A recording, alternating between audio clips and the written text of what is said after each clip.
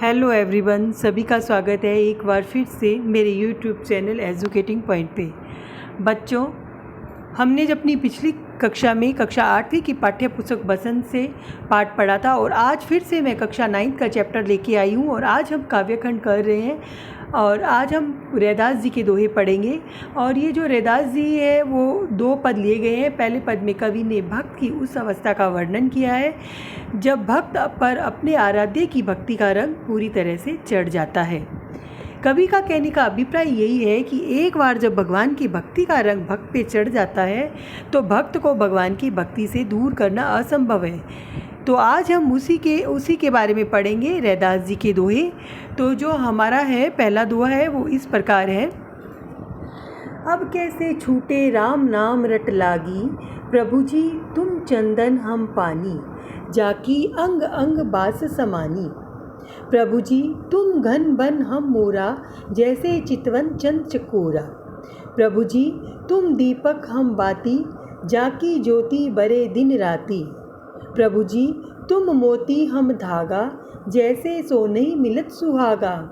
प्रभु जी तुम स्वामी हम दासा, ऐसी भक्ति करे रैदासा। कितनी अच्छी लाइनें हैं बच्चों। इसमें बताया है कि जो एक भक्त है वो अपने प्रभु के प्रति कितना समर्पित है और वह अनेक चीज़ों से उनकी तुलना करते हुए अपने को बता रहा है। तो इसमें जो हमारे जो शब्द है, कठिन शब्द, वो इस जैसे है बास। बास का मतलब क्या होता है? गंध, ठीक है। और समानी का अर्थ होता है जैसे समान, सुगंध का बस जाना, यानी कि बसा हुआ। मतलब कोई भी चीज़ किसी के अंदर जैसे समाहित हो जाती है ना, मतलब मालूम ही नहीं पड़ता कि वो उसके अंदर कहाँ है, तो उसका अर्थ होता है समाना, यानी समाहित हो जाना। और घन का अर्थ है बादल। मोरा का अर्थ है मोर, मयूर यानी मोर। और चित्वत का अर्थ है निहारना, यानी एक टक किसी को देखते हैं, यानी भगवान की जो मूर्ति होती है ना, इसमें जो रैदास जी है वो अपने भगवान के प्रति ये बता रहे हैं कि उनको चित्वत देखना, यानी कि निहारते रहना। चकोर का अर्थ होता है, चकोर होता है वो एक पक्षी होता है, तीतर जाति का एक पक्षी होता है जो चंद्रमा का परम प्रेमी माना जाता है। बाती तो आप सब लोग जानते ही होंगे। बाती का मतलब है रुई, जिसे हम भगवान के आगे दिया रखते हैं ना, उसमें जो हम बात बनाते हैं रुई की, ऐसे हाथ से बना के उसको हम कहते हैं बाती।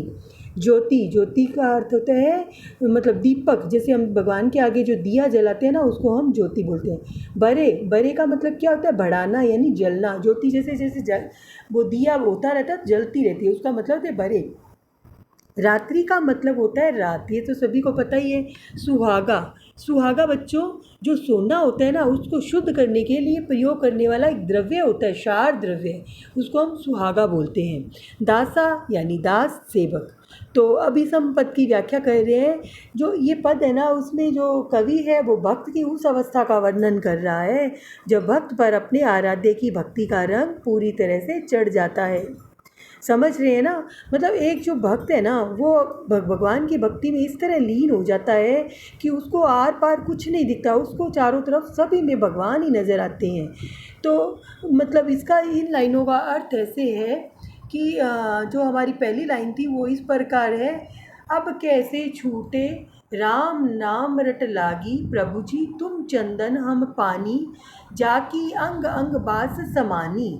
तो इसका अर्थ है बच्चों, इसमें जो है वो ये बताया गया है कि भगवान से जो भक्त होता है वो कहते हैं, हे प्रभु यदि तुम चंदन हो तो तुम्हारा भक्त पानी है। कवि कहता है जिस प्रकार चंदन की सुगंध पानी की बूंद बूंद में समा जाती है, उसी प्रकार प्रभु की भक्ति भक्त के अंग अंग में, यानी उसके कण कण में, रोम रोम में भगवान समा जाते हैं। कवि भगवान से कहता है कि हे प्रभु यदि तुम बादल हो तो तुम्हारा भक्त किसी मोर के समान है, जो बादल को देखते ही नाचने लगता है। बच्चों आपको पता है जब बादल आते हैं, बारिश होती है तो मोर नाचने लगते हैं ना, तो वो ये कल्पना कर रहा है कवि की भगवान अगर तुम मोर हो तो मैं, अगर तुम बादल हो तो मैं मोर हूँ। कभी भगवान से कहते हैं कि हे प्रभु यदि तुम चांद हो तो तुम्हारा भक्त उस चकोर पक्षी की तरह है जो बिना अपनी पलकों को झपकाए चाँद को देखता रहता है।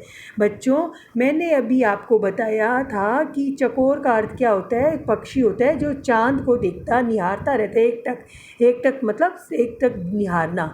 अब अगला है कवि भगवान। अगला जो हमारा पैरा है वो है, प्रभु जी तुम दीपक हम बाती, जाकी ज्योति को दिन राती। तो इसमें भगवान ये कह रहे हैं कि हे भगवान, जो कवि है नहीं सॉरी जो भक्त है वो कहता है, हे भगवान, हे प्रभु, यदि तुम दीपक हो तो तुम्हारा भक्त उस बाती के समान है जो दिन रात रोशनी देती रहती है। कवि भगवान से कहता है कि हे प्रभु, यदि तुम मोती हो तो तुम्हारा भक्त उस धागे के समान है जिसमें मोतियों को हम पिरोते हैं।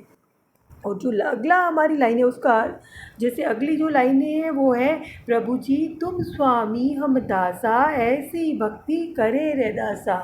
तो इसका यही है कि सुहागा मैंने अभी बच्चों आपको बताया था कि जो सोना होता है ना उसको शुद्ध करने का मतलब उसमें और ज़्यादा शुद्धता निखार जो भी है उसको करने का एक मतलब द्रव्य होता है, हम उसको सुहागा कहते हैं। तो ये कहा जाता है कि जैसे सोने को सुहागा डाला गया हो अर्थात उसकी सुंदरता को और निखर जाती है। तो कवि रैदास अपने आराध्य के प्रति यानी अपने भगवान के प्रति भक्ति में लीन अपनी लीनता को दर्शाते हुए कहते हैं, हे प्रभु, यदि तुम स्वामी हो तो मैं आपका भक्त, आपका दास यानी आपका नौकर हूँ, आपका चाकर हूँ।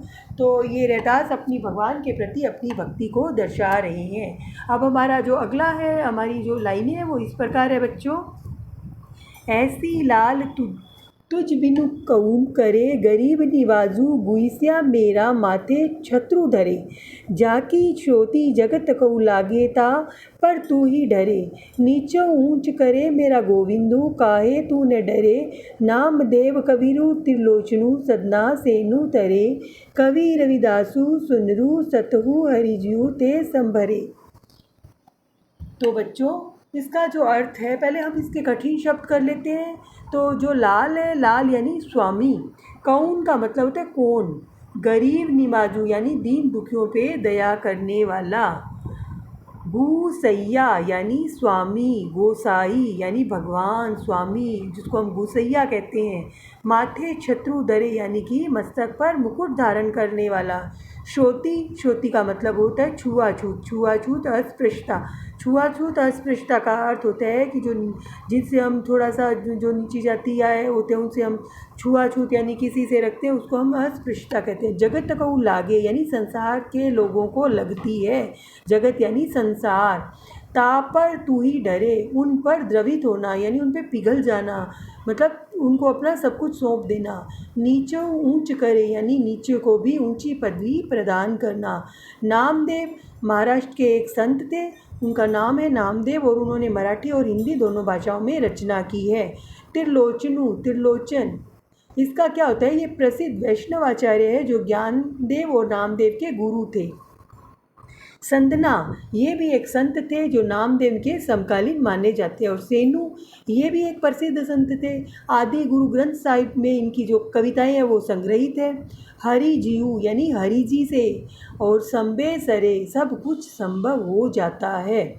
तो इस पद में भगवान कहते हैं, कवि है वो भगवान की महिमा का व्याख्यान कर रहे हैं। कवि कहते हैं कि हे मेरे स्वामी, तुझ बिन मेरा कोई कौन है, अर्थात कवि अपने आराध्य कोई मतलब अपने भगवान को अपना सब कुछ मानते हैं। कवि भगवान की महिमा का व्याख्यान करते हुए कहते हैं कि हे भगवान, गरीबों और दीन दुखियों पे दया करने वाले हैं, उनके माथे पे सजा हुआ मुकुट उनकी शोभा को बढ़ा रहा है। और कवि कहते हैं कि हे भगवान, मैं इतनी शक्ति दे कि वे कुछ भी कर सकते हैं और उनके बिना कुछ भी संभव नहीं है। ये तो हम सब जानते हैं, जो हम मतलब हमारा जो भगवान होते हैं ना, उन पे हमारी इतनी श्रद्धा होती है तो हम ये कहते हैं कि भाई इस दुनिया में कोई भी जो कार्य है ना वो भगवान कर देते हैं, उनका चुटकियों का काम नामुमकिन सब कुछ उनके पास संभव है। तो जो कवि है वो भगवान के प्रति अपना अपने आराध्य के प्रति अपनी भक्ति बता रहे हैं। कवि कहते हैं कि भगवान के छूने से अछूत मनुष्यों का भी कल्याण हो जाता है, क्योंकि भगवान अपने प्रताप से किसी नीची जाति के मनुष्य को भी ऊंचा बना सकते हैं। अभी मैंने आपको बताया ना कि भगवान का तो चुटकियों का खेल है, वो पूरे संसार के रचिता है, उन्होंने अपना पूरा संसार रच दिया है। वो मतलब एक बार कुछ भी कर सकते हैं, एक में पल और पल में माटी, सब कुछ उनके हाथ में है। अर्थात भगवान मनुष्य के द्वारा किए गए कर्मों को देखते हैं, न कि किसी मनुष्य की जाति को। मतलब भगवान की नज़रों में ऊंच नीच जाति पाति मायने नहीं रखती, ये सिर्फ हमारे इंसानों की बनाई हुई ये है ऊंच नीच, बाकी भगवान की नज़र में सब बराबर है। कवि उदाहरण देते हुए कहते हैं कि जिस भगवान ने नामदेव, कबीर, त्रिलोचन, सदना और सेनु जैसे संतों को उद्धार किया था, वही बाकी लोगों का भी उद्धार करेंगे। और कवि कहते हैं कि हे सज्जन व्यक्तियों, तुम सुनो, उस हरि के द्वारा बनाए हुए संसार में सब कुछ संभव है, यहाँ कुछ भी असंभव नहीं है। तो बच्चों, ये कैसा लगा आपका मेरा काव्यखंड पढ़ाया हुआ? मैं उम्मीद कर रही हूँ आप सबको समझ आया है। तो अब इसका सॉल्यूशन है वो लेकर नेक्स्ट क्लास में लेंगे। आप सभी से मेरी रिक्वेस्ट है कि आप इसको लाइक कीजिए, सब्सक्राइब कीजिए और ज़्यादा से ज़्यादा शेयर कीजिए। तो मुझे आपके इस कार्य के लिए मैं आपको धन्यवाद देती हूँ और फिर से मिलेंगे एक अगली क्लास में इसका सॉल्यूशन के साथ।